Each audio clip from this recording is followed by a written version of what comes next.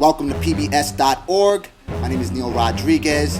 Here we have Gary Vaynerchuk. Gary Vaynerchuk is the host of Wine Library TV, 90,000 views per episode. And now he has taken a lot of the success that he has had with that organization, and he is out telling people how, across the planet, how he has been a success. I have seen this guy stand on a bucket on a Manhattan sidewalk teaching marketers social media in a hurricane. All right, it wasn't a hurricane, it was drizzling, but it's up to me. I mean, I don't even look out the window if the sun's not up. So, all right, so Gary, you've been you've been speaking across the planet to several marketers, a lot of people of all walks of life, and I want to get some insight into what you instruct, what are the types of results that you've gotten for it, and if you could just give me in a nutshell, what is your background? What actually got you into this racket? So, basically I'm a retailer. I grew up selling baseball cards and lemonade, and then I got involved in my family business selling wine. I wanted to create content, but I'm not a great writer, even though I had a big selling book. And so when I started seeing video pop with YouTube in 2004, I started really, really paying attention and waited till February of 2006 to do Wine Library TV. I'm a storyteller, Neal. That's my thing. I want people to understand that brands and companies succeed when they can tell the best stories and the consumer can consume it, understand it. But I'm also deep. I'm long on customer service.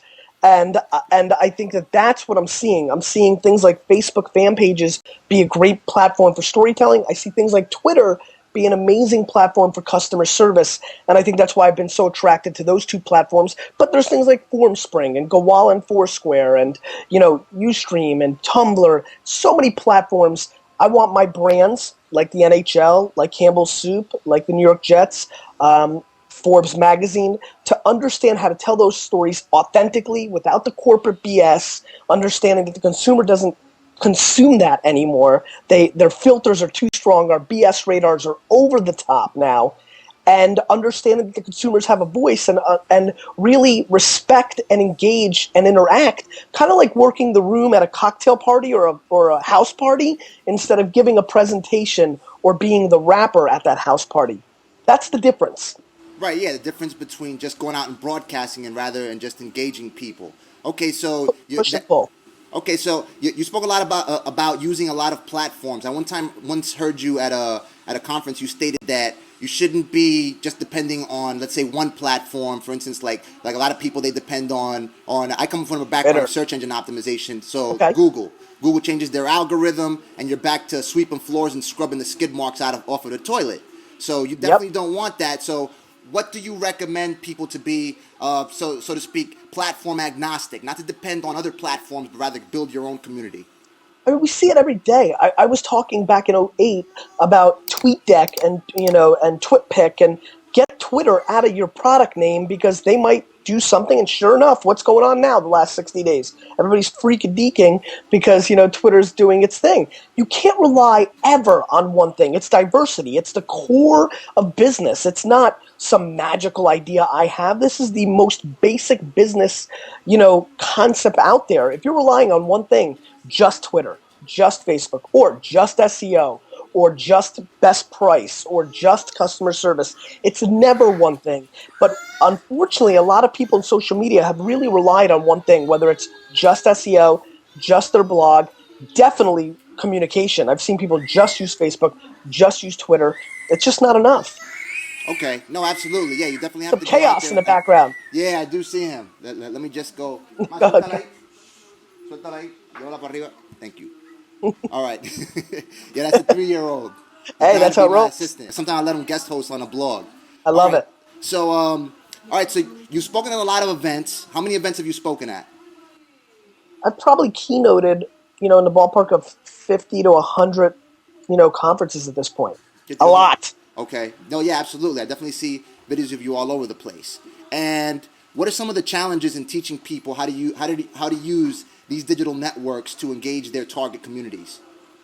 Neal, I'll be honest with you and everybody on PBS watching now. I don't think there's any real big challenge. There's sadness, sometimes, or just like, oh shucks kind of stuff, because you're just, there's definitely frustration because I know people don't get it or don't believe it or email me like I should have listened to you 24 months ago.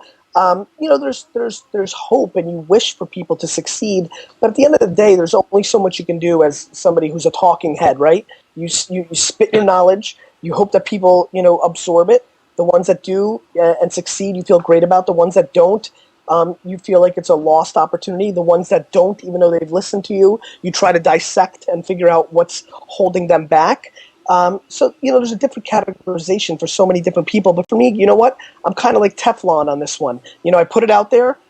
There's only so much I can do. I hope people listen. I hope they recognize that I'm coming from experience and I believe. But if they don't, I respect that because I'll see them at the finish line. No, absolutely, absolutely. No, yeah, I'm in complete agreement with that. And just recapping on what you're saying in regards to just putting it, that you definitely put it out there. You demonstrate a lot of passion whenever it is that you bring it to the microphone or bring it to the stage. Does that have?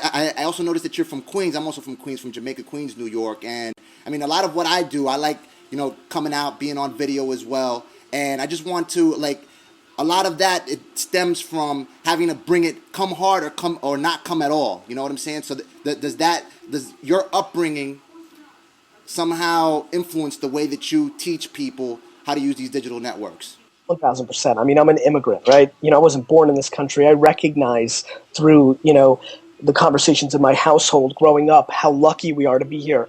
I grew up grinding, Queens and then New Jersey. The East Coast has that flavor that's just a little bit different. Most of my friends in the tech space are from California, and that's a different animal. Not that they're wrong. At the end of the day, I'll be honest with you, they're probably smarter. They're a little bit more relaxed. Right. They'll probably, live a little longer, a little happier. But, our East Coast flavor, we come straight thunder every time. And no question, I want it. I'm hungrier than the far majority of my contemporaries. And that comes from being at a zero place. Right, absolutely. No, absolutely. The other thing I wanted to touch on is, for instance, my family, they come from Colombia. So the educational standard at which the family wants to see you is a lot higher than over here. They really want to, if you listen to the narrators over there, they speak a lot faster. You can even find a bum on the street, and he sounds like he's about to win the Nobel Peace Prize. So do you have that same type of high educational standard in your Russian culture that's also forced you, actually pushed you to bring it at the capacity that you bring it and be able to teach people as best you can? I think if you're from Korean or Chinese or Indian or from South America, and you're an immigrant in this country, almost every family story across the board, everybody pushed education so hard because that was your way out, right? Right, absolutely. Mine did, but I was a crap student. I can't sit here and say I wasn't. I was driven by knowing that I had something in my gut and knew that I was good at certain things, and I focused on my strengths instead of my weaknesses.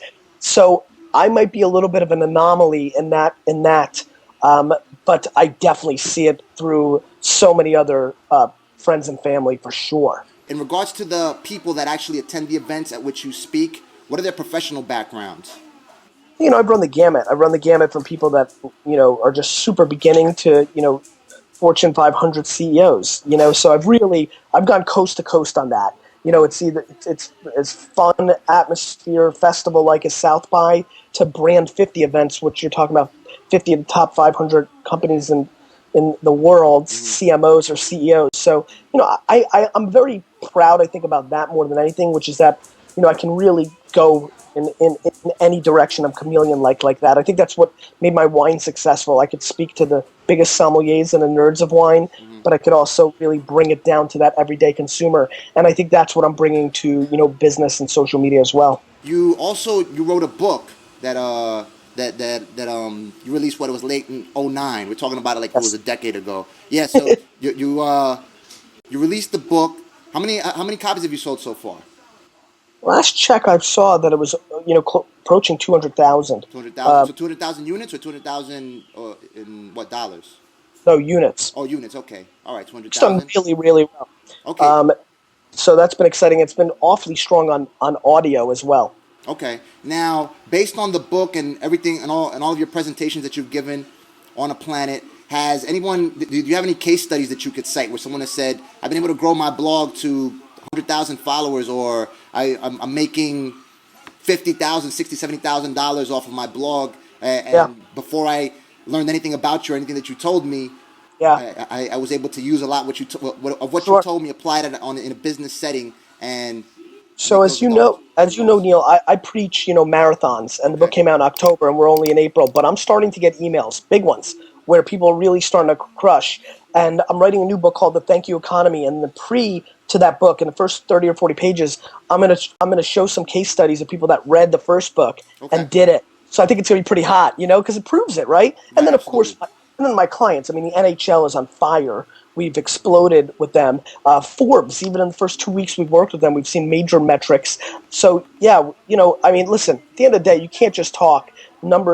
Jay-Z's new album has got a great line, right? He goes, Right. "Men lie, women lie, but numbers don't lie." Right. Numbers don't lie. So I'm very aware that we have to deliver on those for my clients, for sure at VaynerMedia, and definitely the people that really crush it. And we're starting to see it. Now, do you have any particular examples that you could cite? Well, I mean, I think from the corporate side, the NHL's been the best example. Okay. The NHLshop.com sales are through the roof. Their .com numbers are through the roof. The playoffs just started. Their TV numbers are through the roof. Our engagement on Facebook is outrageous. The New York Jets are a client. The NFL just used them as the case study at their winter meetings for social media. They were in last place last year. They're in first place this year. So that works for that. And then there's a variety. I mean, I could open my inbox right now. I'm starting to save some of these emails. There's a couple bloggers that, a pet food store has really crushed. Kaigen, a pet food. I'm looking at my inbox right now. I'm saving Okay. this. Is going to be a case study. Kaigen, Kygen, their pet supply company has really applied a lot of the stuff, and their sales have grown over 1,080% Oh wow. over the last 6 months applying this stuff. So I'm going to get all the details on that. That's so I'm definitely, and a lot of young bloggers just getting attention and starting to sell, ad boxes for $1,000 a month, which is not earth shattering, but again, it's only 4 months, 6 months. Sometimes for anybody just to produce anything out of a particular web property, you got to perform a miracle short of healing a blind or something to that effect. So yeah, absolutely. No, it's definitely something good to cite. For sure. And I had posted that you would be interviewed for the PBS.org Peace on Social Media training program. So I just wanted to get you for a little social training from some people on Twitter that asked you some questions. So if that be okay. The first one that I get is from, let me see. His name is, well, let me give you the second one. I can't find the first one. Sure. This is Rodney J. Woodruff. It says, so at Gary, did you learn to love the family business, or was it that the baseball card hustle translated to expensive wines? Probably the baseball card hustle first, to be honest with you. The first thing that attracted me to wine was that people collected it and that there was ratings and all that. And that seemed very sports-like to me. And so it attracted me. So no question, the baseball card hustle was what attracted me to the wine world first. And then I appreciated the vino for itself. Okay, okay. Now, in regards to the baseball card hustle, I remember I used to like keep all of the Jose Cansecos and the well, not Michael Jordan, that's basketball, but that that was something that you were just picking them up off of the collectors. Or you were just buying the tops and then just putting them together Both. into I those. was buying the packs. I was going to shows. I was selling at shows since I was 14 years old. So it was part of that culture. My guy was Mattingly. I bought a lot of Mattingly's, and then I made a crushing on Kenny Lofton. Kenny Lofton, who's a good baseball player for the Indians. Nobody knew who he was, Okay. and I great with that. What do you have lined up in terms of I have speaking a big engagements, any type of educational opportunities that people could go see you at, where yeah. they could learn more about how they could build their business online? As you might have saw, Neil, I'm kind of like closing it down a little bit. I've Okay. decided to grow a playoff beard and start working and do less talking, public appearances. But Okay. if they go to GaryVaynerchuk.com, I do have a little widget on the right side with all my public appearances. I got about 4 or 5 more talks this year, and then I'm going off the grid Okay, great. Okay, so you're doing the Jason Bourne, going to a little India. bit. Okay, I feel that. Feel that. All right. One last question comes from Eric Sornoso. As Okay. smartphones become more of the standard, do you believe Twitter can replace text messages? I don't think so. I think text messages are too integrated. I think it could be an addition, and I think Twitter is unbelievably poised to be a major mobile play. Because I don't know about you, Neil. Let me flip the switch on you. I assume you use Twitter more mobilely than you use Facebook, right? Well, Or not no? actually. I'm the last guy on the planet with that complimentary phone they give you on Got it. with the plan. Yep. So it's like with me, it's You like need you need to put you in the Smithsonian. Yeah, absolutely. I mean, even my newborn baby came out with an iPhone, tweeting like, "Tweet, wait, what are you doing? What are you doing? I'm getting pulled out my mother's butt. What do you think?" I love it. Yeah. I think it's close. Um, but I definitely think there'll be a major play. I think they're very positioned to be a mobile player, but not replacing text messages. Okay. Text messages are just too deep. Okay. Yeah. No, I definitely see that. They have a strong, focused leadership in their category, and I doubt that the Twitter is just completely different. They want to do more online in terms of engaging people, keeping them online as well. I think. Well, I think Twitter is very focused on mobile, as everybody should be. I just don't think you can replace texting for sure. Yeah, well, the 140 character came from the SMS limit, correct? I think it's Yep, something like that to that effect. that's right. All right, cool. Yeah, thank you very much Yep, for you coming to the man. show. I'll go ahead and let you know what once everything is up. All right, Yeah. so for Gary Hey, Vaynerchuk well, here on cheers. PBS.org, I thank you for watching. My name is Neal Rodriguez. Until next time.